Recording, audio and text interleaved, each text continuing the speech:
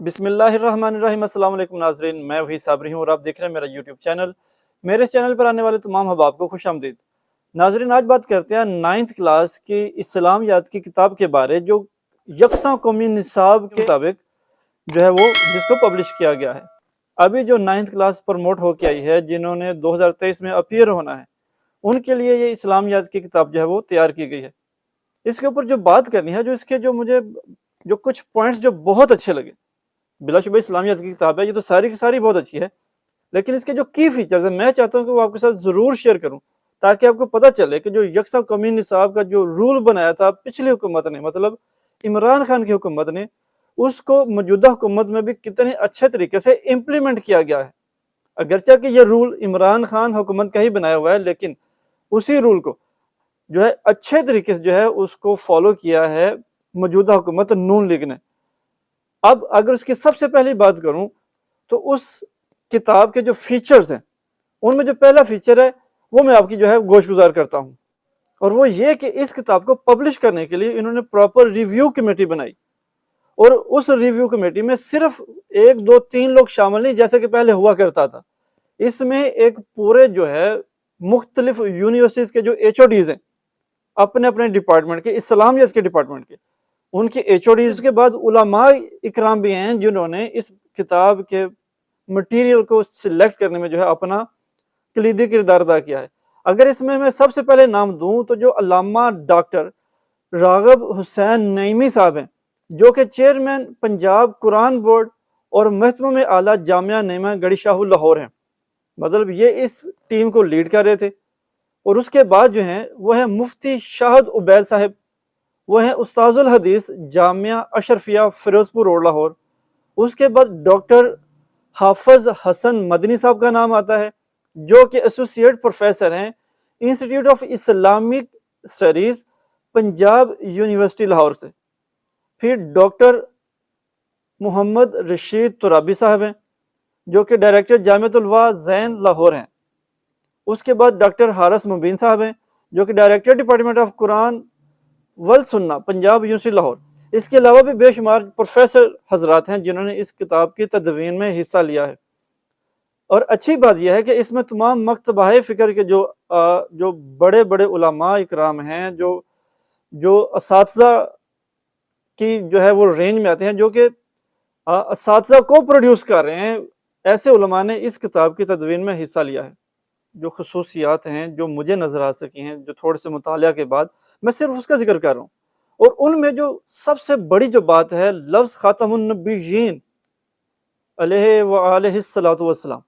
اس کے اوپر بڑا فوکس کیا گیا ہے، کیونکہ یہ سابقہ حکومت جو تھی، جو عمران خان صاحب کی حکومت تھی، اس نے اس کو رول بنا دیا ہے کہ کوئی بھی درسی کتاب جو پبلش کی جائے گی، وہ چاہے کسی بھی لیول کی ہو، اس میں جہاں جہاں سرکار دو عالم علیہ وآلہ الصلوۃ والسلام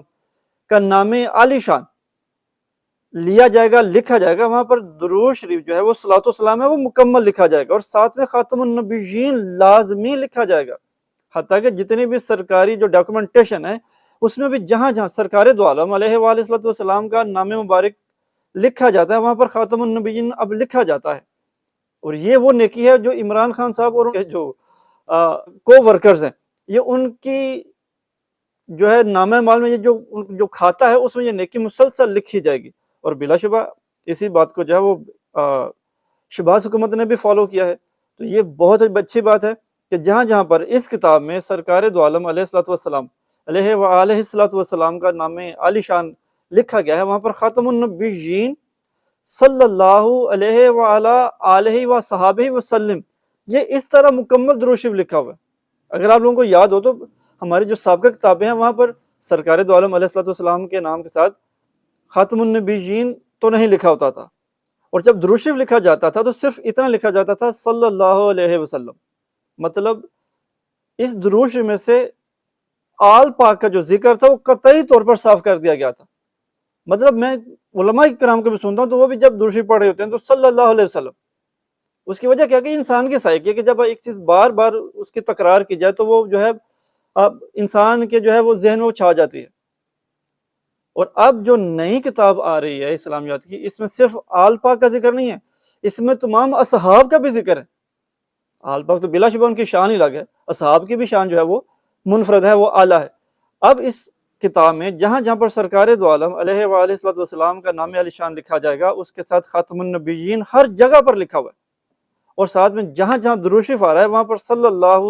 علیہ وآلہ آلہ و اصحابہ وسلم۔ یہ انتہائی خوبصورت بات ہے جو ہمیں پڑھنے کو ملے گی، اور ہماری آنے والی نسلوں کو جو ہے اس بات سے پتہ چلے گا کہ انہوں نے درود شریف جو ہے صلاۃ والسلام ہے اس کی جو ہے کیا شان ہے ہماری زندگی میں، پتہ چلے گا، اور اسی کو انشاءاللہ فالو کریں گے۔ صرف اتنا ہی نہیں،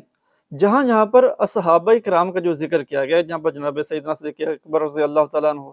جناب سیدنا عمر فاروق رضی اللہ تعالیٰ عنہ، جناب سیدنا عثمان رضی اللہ تعالیٰ عنہ، ٹھیک ہے، باقی جتنے بھی اصحاب کا ذکر کیا گیا ہے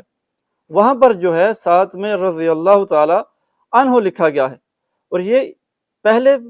جو بکس تھی وہاں پر صرف رے اور زواد ڈال دیا جاتا تھا، جیسے کہ سرکار دو عالم علیہ وآلہ السلام کے نام کے ساتھ صرف سواد لکھ دیا جاتا تھا۔ درود شریف تو بڑی بات ہوگی نا، صرف سواد لکھ کے کام چلایا جاتا تھا، اور اصحاب کے نام کے ساتھ صرف رے اور زواد لکھ دی جاتی تھی، ایبریویشن لکھ دی جاتی تھی۔ اب اس بک میں کہیں پر ایبریویشن نظر نہیں آئے گی، نہ صلاۃ والسلام کے حوالے سے اور نہ ہی اصحابہ اکرام کے نام کے ساتھ رضی اللہ تعالیٰ عنہ کی کسی قسم کی ایبریویشن لکھی جائے گی۔ باقی جو لوازمات اسلامیات کی جو سلیبس ہیں وہ تو اس میں بلا شبہ ہیں کہ اس میں قرآن شریف کا تعارف بھی ہے، احادیث مبارکہ بھی ہیں قرآن شریف کی، بلکہ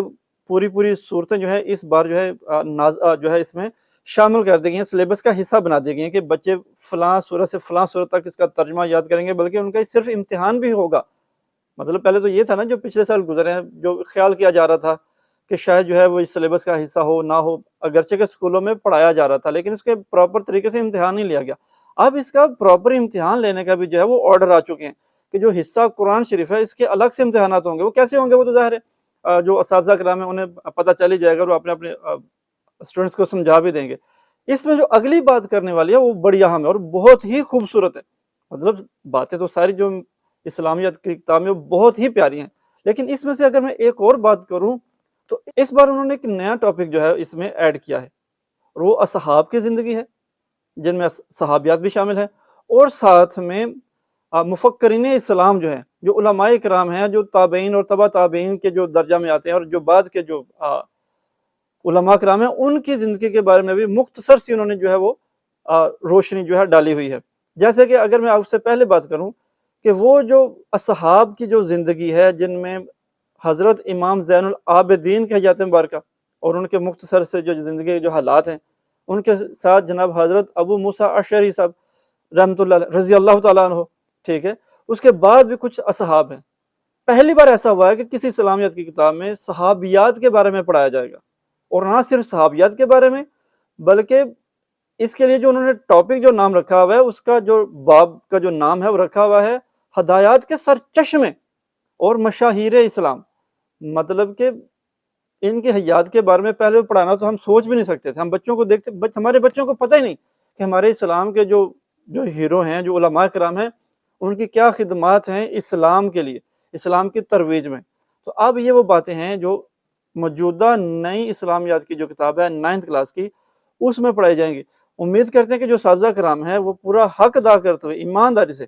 کسی بھی قسم کی جو ہے وہ فرقہ پرستی کو ذہن میں نہ رکھتے ہوئے، کیونکہ یہ نہ ہو، اللہ نہ کرے کہ ہمارے جو ہے یہاں پر پھر وہی اسلامیات کی کتاب میں فرقہ پرستی والی جو بات ہے، فرقہ بندی والی جو بات ہے وہ سامنے آ جائے،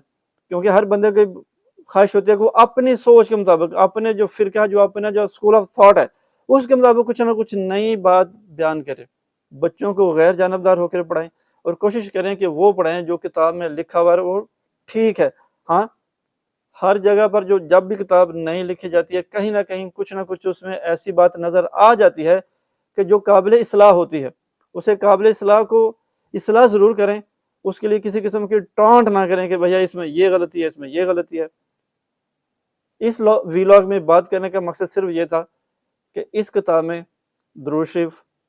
صحابیات، قرآن شریف کا تعارف، احادیث، یہ سارے انتہائی آسان طریقے سے جو ہے اس کو شامل کیا گیا ہے۔ بہت خوبصورت کتاب ہے۔ امید ہے کہ جو 10th کلاس کی جو اسلامیات کی کتاب آئے گی، یقیناً وہ اگلے سال آئے گی، وہ بھی بہت خوبصورت ہوگی، اور جو باقی جو قرآن شریف کی جو صورتیں رہ گئی ہیں، کیونکہ ساری تو نہیں پڑھی جا سکتی،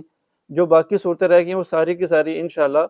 ہماری 10th کلاس کے جو سلیبس ہے اس میں شامل ہوں گی۔ دعا میں یاد رکھیے گا۔ السلام علیکم۔